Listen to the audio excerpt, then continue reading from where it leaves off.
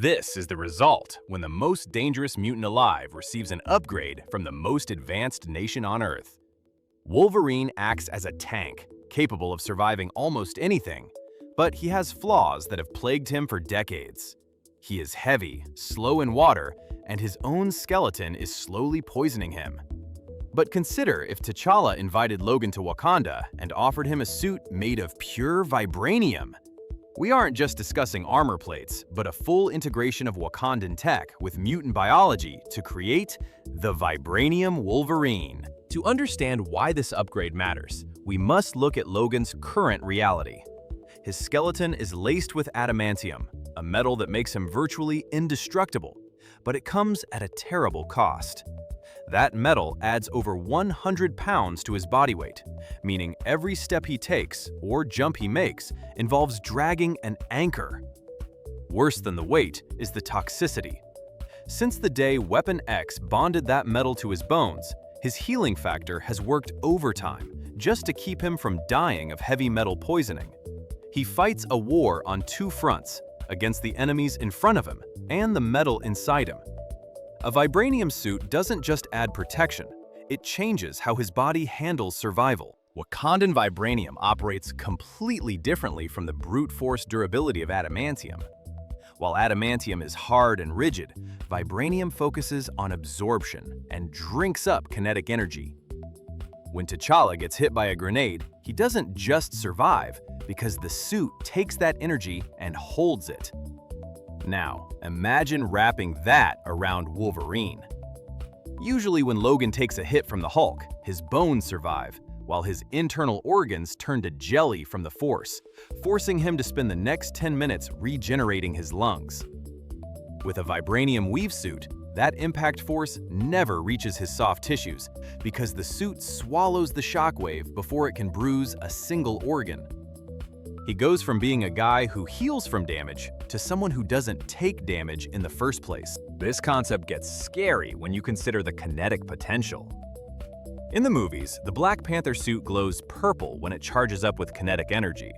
T'Challa is a martial artist who dodges and parries, so he doesn't get hit that often. Wolverine is different because his fighting style involves getting hit until the other guy gets tired. He absorbs everything. If Logan wore a suit that converts damage into power, he would become a walking nuclear bomb within seconds of starting a fight. A single punch from Juggernaut wouldn't just be absorbed, it would charge the suit to maximum capacity instantly. The next time Logan swings his claws, he releases a shockwave of stored kinetic energy, capable of flipping a tank. He becomes a battery that never stops charging. I have to give a huge thanks to everyone in the comments who suggested this mashup, as this video wouldn't exist without your ideas. If you have another scenario you want to see, drop it below so we can pick the best ones for future videos. If you are enjoying this content, hit that subscribe button. Now we return to the suit. People often forget that before he was an X-Man, Wolverine was a spy and a ninja, trained in Japan. It is hard to be stealthy when you weigh 300 pounds and your metal bones clank when you land hard. The Black Panther habit comes with sound-dampening soles that make movement completely silent. For Logan, this changes everything. He could drop from a ceiling vent behind a sentinel and make zero noise. The suit's nanofiber construction also eliminates the friction noise of movement.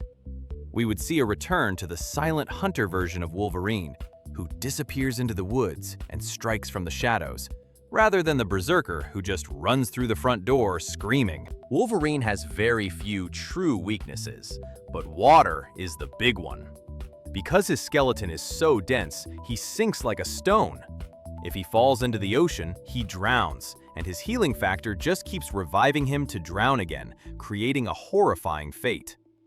A vibranium suit solves this instantly, because vibranium is lightweight, weighing roughly 1/3 of steel. More importantly, the suit can create air pockets or deploy rebreather technology, like we have seen in Wakandan designs.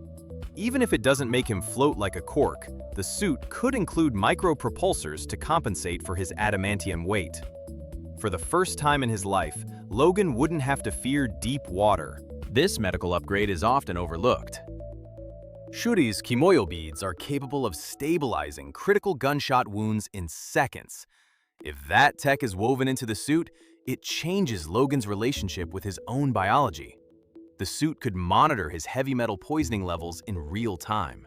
While it can't remove the adamantium from his bones, it could constantly administer counter agents to reduce the strain on his liver and kidneys.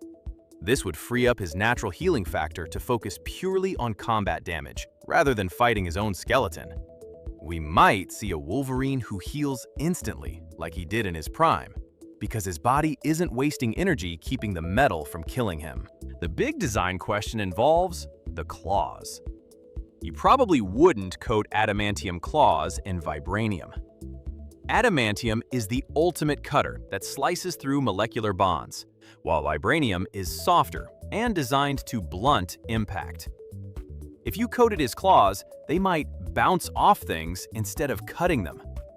The perfect design would be a suit that leaves the claws exposed, with pure adamantium tips popping through vibranium housings. However, the suit could charge the claws. Imagine the purple kinetic energy flowing down his arms and focusing on the blades.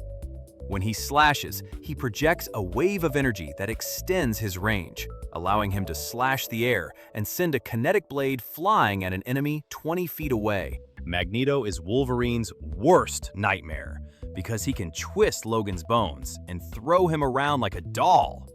A vibranium suit might offer the first real defense against this. While vibranium is a metal, it doesn't react to magnetic fields in the same way ferrous metals do, and Wakanda has specific anti-magnetic shielding tech. A properly insulated vibranium suit could act as a Faraday cage, blocking Magneto's magnetic influence from reaching the adamantium skeleton inside. It wouldn't make Logan stronger, but it would keep his bones his own. For the first time, he could charge at the Master of Magnetism without being instantly frozen in mid-air. There is a specific variant of vibranium found in the Savage Land, known as anti-metal, or Antarctic vibranium. This material doesn't just absorb vibration, it emanates a frequency that liquefies other metals on contact. If Wakanda gave Wolverine gauntlets made of this isotope, he would become the ultimate tank buster. He could swipe his hand across a sentinel's chest and melt the metal like wax before his claws even touched it. It is a dangerous game, however. If that anti-metal touches his own skeleton, it would liquefy his adamantium and likely kill him. It would be a high-risk weapon that requires perfect control, which is something Logan isn't always known for. Wolverine versus the Hulk is a classic rivalry, where Hulk usually wins by simply overpowering Logan or throwing him into orbit. The vibranium suit balances the scales. When Hulk smashes Logan into the ground, the suit absorbs that massive kinetic output. Instead of breaking every bone in his body and needing a minute to heal, Logan stands up instantly while fully charged with Hulk-level energy. He can then redirect that force back into a strike. It doesn't mean he is stronger than the Hulk, but it means Hulk's own strength is being used against him. The harder Hulk hits, the more dangerous Wolverine becomes, turning a physical beatdown into a stalemate. Wakandan tech is mental as well as physical. The suit could interface with Logan's nervous system.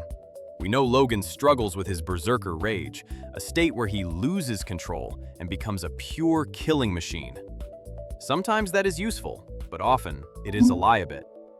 The suit could have an AI assistant, or a tactical interface that helps him manage his threat assessment. Or it could use neurostimulation to pull him out of a feral fugue state if he is about to hurt an ally. It gives him the control he has always lacked, making him a precision weapon rather than a blunt instrument. We must discuss the visual design. Wolverine's classic yellow and blue spandex is iconic, but not exactly tactical. A Wakandan design would likely keep the silhouette, as the pointed mask ears are non-negotiable, but the materials would be sleeker. Imagine a matte black weave with gold accents, paying homage to the black and gold era of the X-Men. Or perhaps a deep midnight blue vibranium mesh. When the suit charges up with kinetic energy, the purple veins would trace along his arms and converge at the claws. Seeing a glowing, indestructible mutant running at you at 60 miles per hour is enough to make any villain surrender immediately. Every upgrade comes with a trade-off. While the suit protects him from physical damage, Vibranium has a major flaw regarding sonic waves. High-frequency sound destabilizes the metal, rendering the suit useless, or even causing it to break apart. Claw's sonic cannon would be a much bigger problem for this version of Wolverine. And because Logan has super hearing, sonic attacks are already twice as effective against him. If an enemy uses a sonic disruptor, not only does his suit fail, but his ears ring in agony. He would trade his weakness to magnetism for a weakness to sound. In a world full of tech-based villains, that is a dangerous gamble. The reason we haven't seen this in the comics comes down to politics. Wakanda is historically isolationist, and they don't just hand out their most precious resource to outsiders. T'Challa respects Logan, but giving an unstable mutant a weapon of mass destruction is a diplomatic nightmare. Also, Wolverine is proud and relies on his own body, so accepting a suit implies he isn't enough on his own. But recently, with Krakoa and Wakanda establishing formal relations, the door is open. We have seen Wolverine use ablative armor when he lost his healing factor, so we know he isn't opposed to gear when necessary.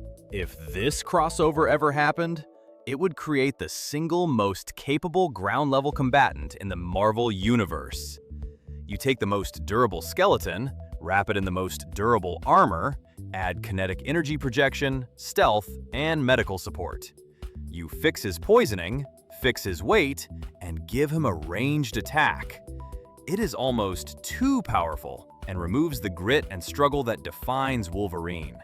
But as a scenario, it is absolutely glorious. It turns the feral brawler into a precision instrument of war.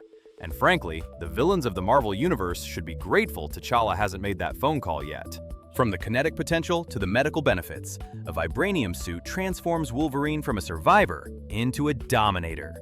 It solves the problems that have haunted him for decades while making him deadlier than ever.